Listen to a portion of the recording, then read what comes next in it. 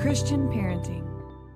Hey, Caroline, welcome to Part of the Mess. How are you? Hi, I'm doing well. How are you doing? I'm so good and so glad to meet you. I know your mom, and I'm sure you're so sick of that. It's like, are you Melanie Shankle's daughter? But do you, in fact, I was in Europe this summer and we were kind of just mirroring where you were. I was like, told your mom, I'm like, would that be so weird if I just tap her on the shoulder in Italy and be like, hey, Oh do my you, gosh. but I didn't run into you. But do you get that all the time? Like at A&M, are people like recognizing you? And what does that feel like? Definitely. It's honestly fun. I really love it. I love talking to people and having people come up. And also it's always moms that are so friendly and so sweet. And so like it's so great to see them. But I even remember in Europe, actually in London, there was someone who was also traveling and they DM'd my mom and they went, "Hey, I think I just saw Caroline walk by." And I'm like, "In Europe? Someone found me in Europe?" And your I was mom's like, probably like, that's right. I've got eyeballs all over the literally, world. she called me, she was like, "Just letting you know." She's like, I will see you everywhere you go." And I was like, "Sounds good. Sounds good." Good thing you But weren't up to anything. That's no, hilarious. But no, it do was you so great. think they're funny? So Big Mama, Boo Mama, they've been doing it Mhm, forever. So this is your mom and her best mhm, friend. So do you think they're yes. funny? Because we think they're hilarious. Oh, I think they're hilarious, and my Okay. friends think they're hilarious. Like, they'll Okay, listen to good. them talk, or even sometimes they'll throw on a random podcast, and they'll be like, Your mom is so funny. Your mom is Okay, good. hilarious." And I'm like, "Thank you, thank Thank you." you. Okay, I totally agree. I Mhm, was just making sure. Well, mhm, introduce people and tell them kind of what stage of life you had a new book come out earlier this month, The Lion and the yes, Bear, which is a 100-day yes, guide for facing your giants. So where are you? Catch people up that don't know you, like where are you in life, mhm, location, stage of mhm. life, all that good stuff. Alright, so I am currently a grad student at Texas A&M University. I graduated in May with my undergrad in animal science, and now I'm getting my master's in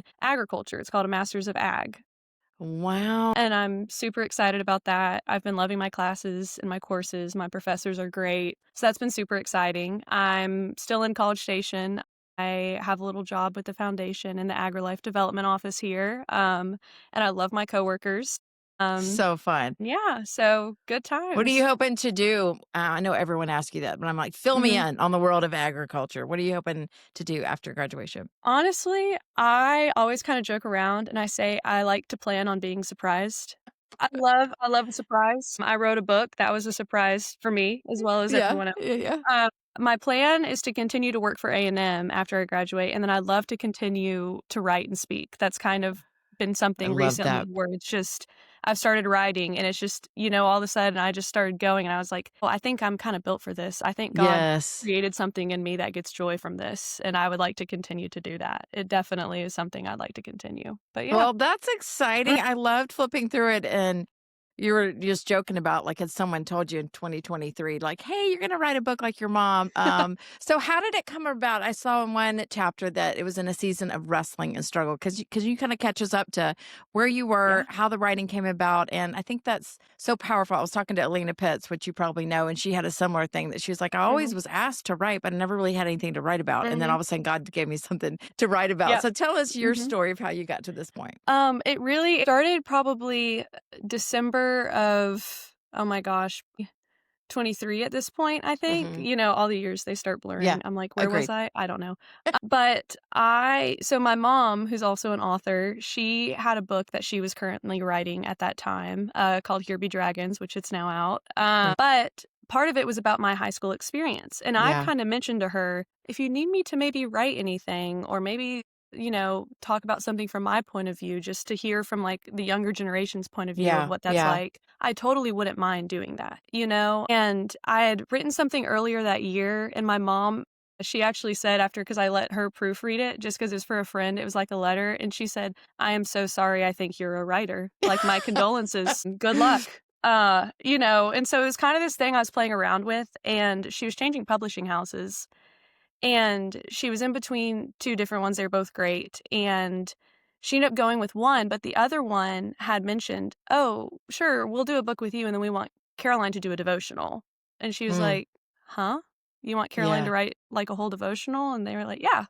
And of course, she wasn't gonna sign me on to that because she was like, "You're in the middle of college, and you have all this going on." And I was like, "You're right, I have a lot going on, and I don't know if that's in the cards for me." And I was just really in my head about it. And then December, it started like beginning of December, I went through a super rough breakup. It was one of those things where it was like, it was so clearly God just being like, and we're moving you. You know, that was kind Wow. of, it was just so clearly that. And I was literally in a place of such surrender at that point where I was just like, I am so like upset and confused and I don't Mhm. know what's going to happen next, but I know that God's got me. And literally, I think less than a week after the breakup, I had a Zoom call with my publishing house, and I thought it was just a fun, like, "We're gonna get to know you" type of Zoom call. Yeah. They, at the end of it, they were asking me, I was like, "Oh, I'll write about my high school experience. I'll write about just kinda things I've been through," and from a relatable standpoint of, like, I still remember it because it wasn't that far, it Yeah, wasn't yeah. that long ago, and, they were like, "Well, how did you do it?" And I'm like, "Well, how do you eat an elephant? One bite at a time." I was just so like, "Yeah, blah, blah, blah." And then at the end, they were like, "Okay, awesome. So we'll get a contract to you in February and you can get started on this." And I was like, "Oh, we're "Huh? doing this. Oh, we're Okay, doing that." okay, okay." And then it was just that thing of I know my mom was like, she was like, "You don't have to do this. You don't have to do this." And I was Yeah. like, "I do." I was like, Well, here's what I I do." love. Okay, so when your mom talked about your high school struggles, I think from afar, Mhm. we're all looking, watching you and look at her grow up and look at her make great choices. Like no one sees all the details. Like we look at your Yeah. beautiful hair and your outfits, but no one would have known because you can't post that stuff on social media that you were having a Right. really hard time in high school or Right. that you had a breakup. And Mhm. so I think she talked about it on a podcast called Storytellers. And I remember listening and going, my daughters need to hear this. Like everybody that you think is cool or popular are having moments of really hard stuff. They're just not always talking about it on social media. So Yeah. I applaud you for being young and saying, you know what, like I'm going to talk about this because friendship troubles and breakups in college, vice versa, either time Mm. is feels like the end of the world. And It like if you're really does. 50, you're like, oh, it's going to be okay. That Mhm. stupid little boy. But you Mhm. thought probably your life was over. Everything got flipped upside Yes. down. Yes. So I just want to say way to go because the people that are your age do not want to be rereading my stuff. Your mom's funny enough to get in the hands of teenagers, but my teenagers want to hear from you that are just a Mhm. season ahead and that can say, I know this felt awful, but God is still good. So Yeah.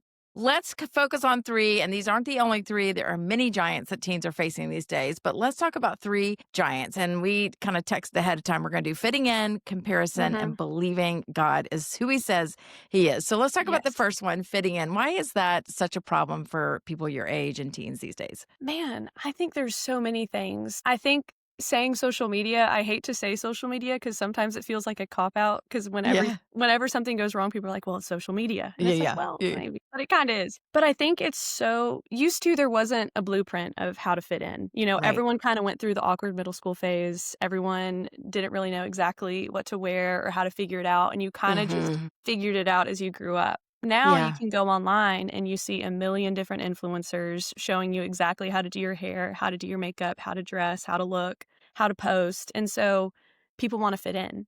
Yeah. And I think there was even the trend going around, like, a year ago at this point maybe, where it was, like, 10-year-olds running into Sephora to go get, like, Correct. retinol and skincare and all Correct. this stuff, and it's just like, it's because they saw these people that they've kinda idolized in a way do all these things, and they were like, "Oh my gosh, I wanna do that," and it's like, "No, you're 10, your skin is beautiful, Right. you have what everyone wants. Yeah. Don't no retinol yet. You don't need that," you know? Exactly. I think Exactly. it's just something that my generation just really struggles with because there's so much comparison. There's so many ways to try to compare yourself to other people, to try Yeah. to fit in, and to try to, like, follow a certain mold, I think. Well, what did God teach you about that? Because if I remember a part of your story, you didn't find a perfectly neat and tidy friendship group in high school Mhm, like you wanted. And mhm. so speak to the mom or the girl or the boy, really, the teen that's like, I thought this would eventually happen for me and it's not. Like, what did God teach you through those bumpy friendship Yeah. things? I think, in high school, it's just hard. I think high school, everyone's growing up and Hmm. everyone is insecure. I know it looks like so and so is the most confident person ever. I'm gonna tell you right now, they're insecure. Like That's right. everyone's struggling with it. And so it starts to become this thing of you just get really caught up in it. But I think I was Mhm. asking you, like, just one thing God taught you. And you've written so many great things about that Mhm. in there, but just one Mhm. thing in a season of not fitting in, what did God teach you about that? Yeah. Yeah. I think really relying and being true to myself. I think so many times when we don't fit in, there's always this thing of like, well, I'm the problem. I'm the issue. I'm not good Mm, enough. I can't do that. And it's like, no, you're made exactly the way you're made. And God said, this world at this time needs someone just like you. yeah, And I had to trust that. And I had to know I might not get to be invited Friday nights to do whatever and might get to stay home with my parents and watch TV and whatever they're watching. But at the end of the day, I also was being true to myself and I that's did not right. want to lie about who I was. I wanted to be truthful in that. And I just had to Yeah, value that more than I valued fitting in with others, which is a lot easier said than done. That is not something where I'm it like, is. easy step 2 guide of how to do this. No, it's a lot of wrestling. That's a lot of trying to figure things out. But But I love that you found that because, man, a bunch of 40-year-olds and 50-year-olds, we could even use that to be like, okay, mhm. just be who you are and trust that God's Mhm. doing something. I remember one time, and I thought Ella, and I still think she's pretty cool, and she had a good group of friends, and Yeah. she said, "Sometimes I just wish I drank." And I was like, "What?" And she was like, "Because we never got invited to the parties because Mhm. they knew me and my group of Mhm. friends weren't gonna drink it." I just thought she was around. Like, I thought she had a good group of friends. I thought she was around me, but she was like, "Mom, we weren't even invited." Like, they got invited one time, I think at graduation to Yeah. one of the parties, and it made me sad, but then I was also like, "God, you're protecting her from something, like Yeah. something she didn't wanna be a part of," but it can also feel so lonely. I know It when you're really like you said, can. Friday night, you're Mhm. like, "Another rom-com with mom? Mhm. Yeah, So I can't fun." wait. Are we watching The Notebook or Titanic this time? Let me know. It's yeah, no, It's it's a so whole cool, Mhm. so cool. Great for us, Mhm. stinks for you, but Yes. okay, so one giant teens are facing is fitting in, and I think what I love about this topic is, like, I want us as moms to realize that this stuff is hard for y'all. Like, we don't Yeah. just slap it off or joke it off, and you're doing a great job of Mhm. affirming, like, these are actually really big obstacles for kids to face, and this is just 3 of, like, many that you talk through in your book, Yeah. but the second one would be comparison, and as you and I texted about it, it was like, it could be anything. I'm not athletic enough. I'm not skinny enough. I'm Mhm. not, I don't have the, cool enough clothes. We don't travel Right. enough. I'm smart Mhm. enough. Both of mine have learning disabilities, and that has been a really hard thing to be like, I'll never get that on the ACT or whatever. Mhm. So, what did God teach you, and did you struggle with comparison? I'm Yeah. guessing the answer is yes. Yes, of course. I'm a very competitive person. I was an athlete, and so it was just always that thing of if there was someone faster than me, if there was someone better, it got to me, you know? I was comparing myself because I wanted to be number 1, you know? Yeah. I think the biggest thing I learned, and it hit me in college, my freshman year of college as well, because I think so many people are on so many different tracks in your major, Mhm. and everyone's talking about they're triple majoring and they have this crazy scholarship and they have all these internships lined up, and you're like, oh my gosh, I'm a loser. You're like, I'm not going to be able to make it, you know? Yeah, yeah, And I just think my one of my professors sat me down and he just told me comparison is the thief of joy. He yeah. was like, every time you compare yourself, you're taking away some of your joy, you That's right. know? I think something with comparison we always do is we look at someone else's most beautiful, put together outer Mhm, presentation of whatever mhm. that thing is, and then we compare it to our gremlin, Yeah, terrible, like, internal, like, and real hey, you're gonna come up short if you do that. Just that's right. newsflash, you're That's gonna right. lose. Like, and so it's just learning at the end of the day that we each have our own gifts, and God didn't need another one of whatever that is. God needed one of you, which means Mhm. that when you get caught up in comparison, it's a really easy way for the enemy to stop you from doing what God put you on this earth to do. That's right. That's And right. so yeah.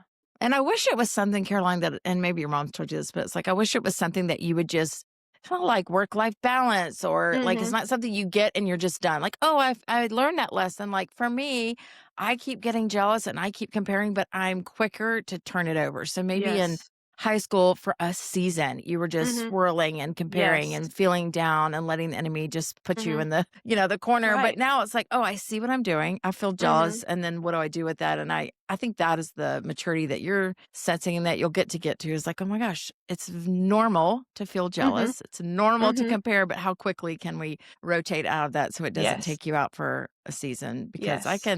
my friends know when I'm hiding. By the way, it's Mhm. my birthday tomorrow and I Oh miss my my goodness, happy family. Oh, birthday! thank you. Thank you. We're recording this in September. But I think my friends know me well enough to know when I'm feeling crummy or homesick or whatever, I just retreat and Mhm. they're like, hey, Mhm. they force me to get out of it. Come So here. Yes. get out Yes. here.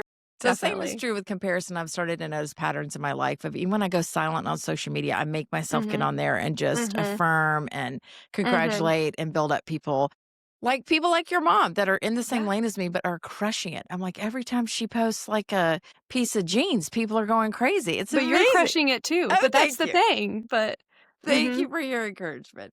Okay, so fitting in, comparison, and then believing God is who he said he is. So Mm. tell me about that because I imagine from high school to college, you were doing like my mom and my dad said this faith is important, but then it starts to become your own right in the Yes. season that you're in. So how did you kind of, how can I guess the better question is if this is a giant that teens have to face, believing who God said he is, what did that look like for you? And how can Mhm. you encourage either the teens listening or the Yeah. parents? I think it's tricky because it's not one of those things where it's like one size fits all. Like Mm, there's not a blueprint for this of each person it's going to be the exact same thing and this is how God's going to work. I mean, we're all so different, so God's going to work completely different. yeah, yeah, I think for me, I always kind of had a thing in high school. My faith was real and I believed in God, but I always thought you became really solid and real in your faith when you're an adult. Like I'm like, yeah, that's a grown up thing to do. I wasn't yeah. necessarily around a ton of peers where that was something that was really important to them. Mhm. And then I remember right before my freshman year of college, I went to this thing called Impact, which is like a Christian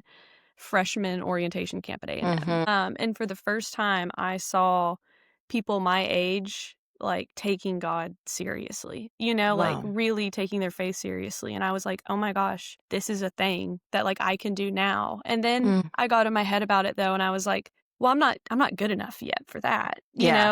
It was always this thing of, I need to get it together. I need to be able to write pretty in my Bible and wear the right dress Mhm. and be the most perfect person possible, and then I'll go to God, Yeah. and I think at Impact, I remember we were worshiping, and there's just one night where it hit me of, like, God just basically said to me, like, "I want you exactly as you are." Wow. I mess and all, like, "You don't come to me when you're perfect, you come to me now, and we work together," Mm. you know? It's huge. And I think it was just so huge, and in that moment, it was just all this stuff I had been through in high school and all this, it just my faith became real, and I realized God is who he says he is. Like, he Right. traced me down and he found me, and it was literally on my 18th birthday is when that happened, and it was like How cool is it's that? cool. It's like the moment I turned into, like, an adult, adult, I'm like, I was able to find that and make my faith real, and I think it's just everyone has a different story where God all of a sudden meets them where they're at, and you're like, "This is the God of the Bible. This is the God who I believe Yeah. in." Which is Um a huge thing for, I would imagine, kids in college and high school to be like, Mhm, well, because they can't, some kids, and I know it was true for me, I had a foot in mhm. both worlds. Like I knew Yeah. I believed in God and I wanted to honor him, but I was also having a blast over Mhm, here and mhm, partying. And so mhm. I think there is a lie out there that you have to get it together, that until Yeah, you clean up all those things and you can't walk yeah. in it. I'm like, what is the church for then? So I Exactly. love so early on that he just called that out and used it that you could share it with other people to be like, Mhm. hey, this is actually the better way is to come over here and let God help you clean it up Yeah. versus like you get it together and then impress them because that's not the gospels. So, so cool. Okay, so I loved in the beginning, your first chapter, I think, is it was something about Shadrach and Abednego. What are those guys about not smelling like smoke? Do you remember this one? Yes. Yes, I Okay, so do. tell us about that. That I have never thought about that, and it just really struck me this morning about that we don't have to smell like smoke. Yeah, it really I heard that a sermon, my pastor at my church back home in San Antonio spoke on this, and I heard it when I was in high school, and it hit me, like, I was really like, "Wow." But it was talking about basically after I'd gone through all of my mean girl stuff, I still was holding on to kinda maybe this bitterness in a way towards these Yeah. girls, where it's like, they really hurt me, and they really let me down, and I'm angry about this, and I have resentment and bitterness, and I think that's the smoke, because what they talk about in Shadrach, Meshach, and Abednego is they go into the furnace and the angel protects them and they come out and they don't even smell like smoke. It's amazing. Um, and it was just that little detail, but it was the fact that they went in there and they came out, didn't even smell like smoke. And I think so many times we go through the fire and we can go through these trials, but we still come out sometimes smelling like smoke. There's still a little bit of resentment there, maybe a little bit of anger, Mhm. maybe a little bit of struggle of why did this happen to me? How did this Yep. happen to me? It's not fair this happened to me. How dare they do this? How dare this happen? I need to get even. And it's just knowing like God's got you and he's a God of justice and leave it up to him to handle the things that need to be handled and continue in your own path, because at the end of the day, the bitterness and the resentment and that smoke only hurts you. It only tires you out. It only wears you down because they're Mhm. not feeling it, the people That's who right. hurt you. That's right. And I think it made me realize, like, I need to let go of some of the hard things that happened, and I need to give that to God and know that He Yeah. is enough and that He will do what He needs to do and that I can just control myself. So good. And so, yeah. What I love about a devotional for this age, I remember getting Jesus Calling was one of my first devotionals when I went to Mhm. Auburn, and it was so short and sweet. And would we all want our kids and even us to sit down and study God's word and meditate? Yes, and that is possible. But also, like in those times, like the season that you're in, like I will bounce that idea of don't smell like smoke and what happened with and Daniel around my Mhm. head for probably the next few days. And that's what we want for our kids. So I love that your mom Yeah. put in here. And in case your mom bought you this book, it's like, yeah, probably we will order this and ship it to the dorm or Mhm. ship it to Mhm. give it to our high schooler. But that's the purpose of a devotional. Yours are Yeah. baked in truth, they're biblical Mhm. truth. You ask great questions and you just give us a thought to kind of ponder on. I was trying to look at the each section you kind of have a weekly recap, you have a place for Yes. the notes in the back. And these are great. And I hate to break it to you, you are a writer. Sorry, girl. Welcome to the party. Oh, joy. Oh, joy. All right, Mhm. let's switch to this. I want to ask you a couple fun questions and then we will Okay. let you close. I'm going to let Okay. you close by talking about what you appreciate about your mom. So stew on Mhm. that while we're talking. Mhm. What you always look so styling. Where do you shop? What's a couple places? There an Oh my online gosh. place? Is it local to A&M? Where do you shop? Give us the Okay. goods. I would say Zara is a big one. Okay. A lot of my style, even if it's not Zara, I feel like Zara is a lot of my kind Your of inspo. style, Okay. my inspo. So that's a good place. And then Anthropologie and Free Yes. People are 2 where it's like it's bad. I've just quit. I, like, can't go on to I know their this is your mother's their fault. webpage. Anthro, but they do have good Yes. sales though. Oh, they have great sales, and so that's kind of whenever there's a sale, I'm like, "Huh," but I love Free People, they have that movement brand, and they have all Yes. the flowy pants and the sets, and I love that because I can look cute and put Yeah. together, but I'm basically in pajamas and, like, no one Yeah, knows. exactly, Um exactly. I go in Anthro now and I'm like, "Don't even look at me." There's people at the front. I'm like, I don't Mhm. even look left or right because I can't Yeah. afford those dresses, so I Yep. just go straight for the back Just closet, straight for the sale rack. straight back Mhm. there. So, Mhm. awesome. Hey, Yes. all right, what shoes are you wearing this fall? You're a cowboy boot girl. What other shoes are Yes. we supposed to be wearing? Oh, that's a great I know. question. Are you like a tennis shoe? I am very much a tennis shoe gal. Okay. I love a good tennis shoe. I think especially on a college campus, where Yeah. you have to walk a lot, Yes. I'm always and I'm one who I'm a little bit practical, I get that from my dad, and so I'm like, just in case I need to take off running at any point, I have my tennis shoes. Like, I'm good to go, I can do Okay, it. my daughters are gonna die because this is my husband. I thought it was just him. The other day, No. we went to a doctor's appointment, and he has shoes, tennis shoes, and socks, and puts them in the back seat. And he was going to get like a colonoscopy, and I'm like, "Where are we going?" And he's like, "Just in case, like Just in just in case. case something." Yeah. And I'm like, "Where are you breaking out running on the way to the colonoscopy?" I don't know, but okay, Perry and Ron DeFeo, Yes. twinsies. Yes, twinsies. I don't know why, but in the back of my mind, I put on tennis shoes and I just hear my dad's voice, and it's like, "Good, you're able to run if you need to." And it's just like, "Yes, I can run. I got this." So, Okay, for the country girls or the Texas girls, you do love to hunt, don't you? I mean, I tell us. do. I really do. Does your mom get involved, or is it just like a you and your dad thing? She'll get involved a little bit depending on the year. She may shoot a buck. She doesn't like shooting does. She probably won't do that, but she will get involved slightly as I've gotten older. When I was younger, it kind of became this thing where like my dad could take me and she was like, just run her to the ground, make her tired. Hilarious. And so I'd be his little hunting buddy, and we did that That's for years. But yeah, no, so you think dove season's starting to open back up, and then bow season because 'cause I've started bow hunting a little bit, so I'm getting back into that. this is what you need to lead with. I don't know if you're dating Yes. again, but every guy's like, "Wait, she's my dream. Wait, She'll what? go hunting with me?" Like, what? No, I won't go hunting with you, I'm hunting, I'll leave you at the house, sorry.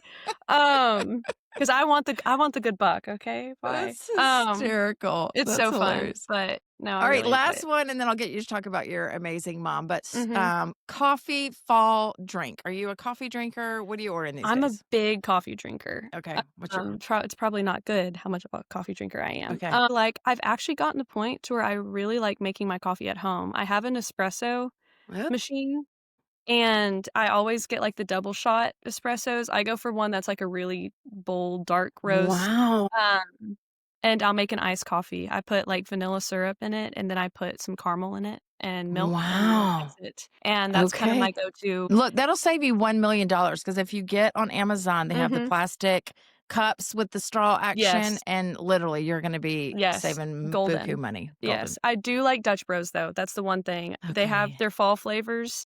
I don't like Dutch Bros as a like, to appreciate coffee, 'cause Yeah. I don't think it's but they have their pumpkin caramel brulee flavor. Okay. It's It's close to me. I'm gonna go so try it. good. It's so good. I always get it a quarter sweet, though, 'cause it's too sweet for me, so I A always tell them a quarter quarter sweet. sweet. You can Mhm. do that.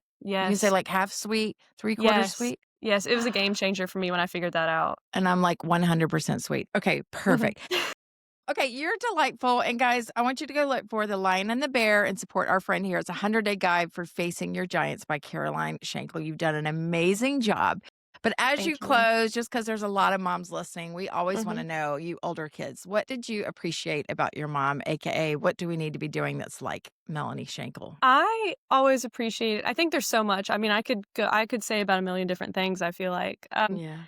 But I think one of the big ones for parenting, I guess, was she really always let me be me. Like, Mm, she never tried to make me into something I wasn't, you know? I think she's very girly, you know? She loves her outfit, she loves her stuff, and I do now that I'm older, but when I was little, I was kind of a feral child and would run around. I was probably not the ideal. I didn't sit still and let her braid my hair, you know? And I know she probably wanted a little girl where she could braid her hair yeah. and do all that, but she really just let me be me, and she let me Mm, keep my strong personality, you know? Like, I yeah. feel like I can have a strong personality, and she cultivated it. She didn't try to crush it down and tamp it Wow. down, and I think I was just so grateful for that, and the fact that she never tried to compete with me. Mm, I hear so much about with girls and friends and people where almost like they go mother-daughters go, like, compete with each other a little bit. yeah. And it's just you see these like, these generational cycles that are just not being broken, and I think my mom had a hard time with her mom. I mean, Yeah. we talk about it, but it's like her mom was her first mean girl, and she had to put a stake in the ground and say that I'm not doing that when it came to me, and Mm, I'm grateful for that every day because I now have a best friend in my mom, and so cool. we're just so close, and it's just so great that I got a mom who just wanted me to be me. She just raised me up to be who God wanted me to be, you know, and she surrendered it all to him, which was just I so appreciate it. I mean, every day I look around, I just thank God that I have an emotionally healthy mother who did so much for me and sacrificed so much for me. Wow. Okay. Yeah. That is amazing. And she wrote about that in her last book, right? Yes, Remind me that's a the name of lot. it. Here be Hebrew Dragons. That's right. And guys, we had her on. I'll link to that episode. But man, even for your kids one day, like they'll be Yeah. looking back thinking, I'm so glad our grandmother, like you said, that visual of like stake in the ground, like it's stopping here Yes. is so huge. Yes. Yes, Awesome. Well, definitely. congratulations. I'm excited for you Thank and you so just much. delighted to pass this on to my daughters and know you're Oh, going to thank keep you. writing. So keep up the Thank good work. you. All Ugh, right.